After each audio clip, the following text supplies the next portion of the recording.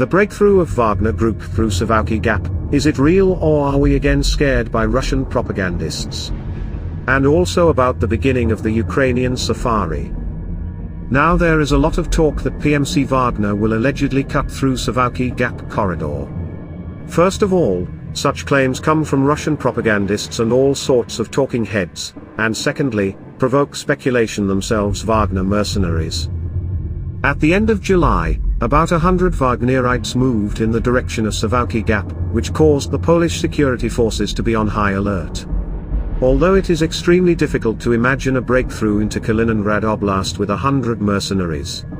And what if there are not hundreds of them? To date, there are 4,000 to 5,000 Wagnerites stationed in Belarus. The camp itself can safely take 8,000 mercenaries and even more, if you squeeze in. But if we consider the potential of 8,000 Wagnerites, are they able to cut through Suwałki Gap? Let me remind you that the functionality of PMC Wagner is not troop operations, but hybrid. And the breakthrough Suwałki Gap is a purely military operation. The last military operation of PMC Wagner is the campaign on Bakhmut. Remember the result of this operation. For 10 months Wagner passed about 10 kilometers of Donetsk region and failed to take full control of a small town, by the standards of Ukraine, putting there tens of thousands of dead, wounded and prisoners. According to various estimates, the losses of the Wagners at Bakhmut amounted from 30 to 50,000. And now, let's imagine how 8,000 Wagnerites, without heavy equipment, armored fighting vehicles and artillery, will break through almost 100 kilometers of Suwałki Gap.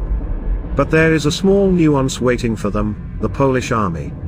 Almost 60,000 Poles will stand aside and watch convicts on pickup trucks with Maxim machine guns driving along Highway 651. For Poland, as well as Lithuania and Latvia, Wagnerites can only pose a threat of sabotage and terrorist activities in the border zone.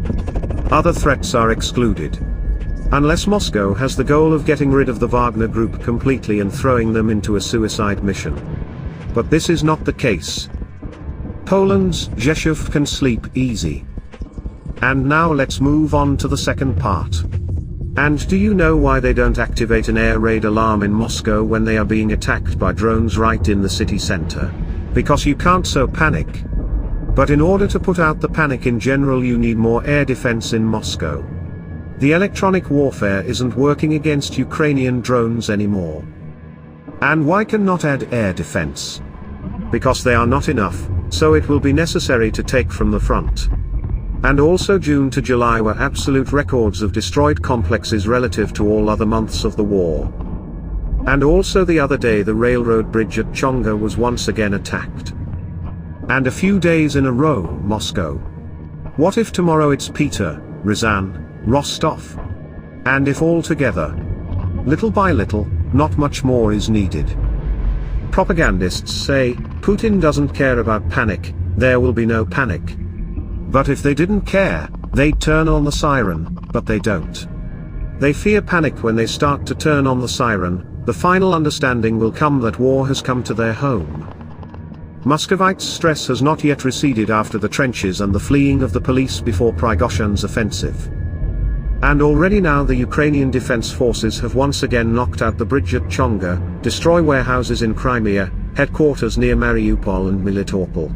And on Zaporizhia in some places they have already reached the main line of defense.